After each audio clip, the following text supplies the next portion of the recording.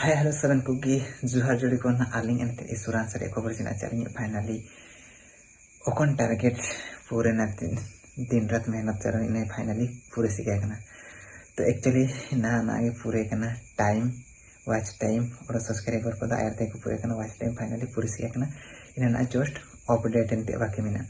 तो जड़ी को ना अलिंग आयर ते वाइटी स्टूडियो तो लिंग इन बिटा पे चीज़ों का लिंग उधर पे ची अलिंग एक टारगेट पूरे करना चाहिए क्या कि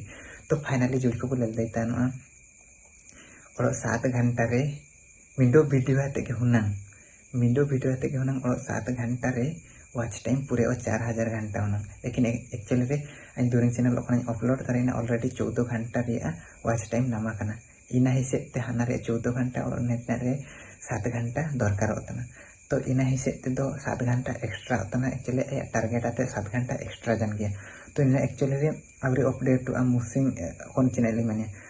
आयुब पंग 4 से 5 बजे इनते अपडेट हुआ तो नीना फाइनली ना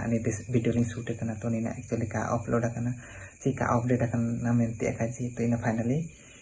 गप्पा करे मियांग 2 दिन टाइम रे फाइनली आया जेन टारगेट लाइन से पूरा फुलफिल हुआ ना तालिंग नेक्स्ट दुरें दाड़ी गुटू हीरो को फाइनली आया प्रैक्टिस चालू के इना शूट चालू इन बारसिंग इना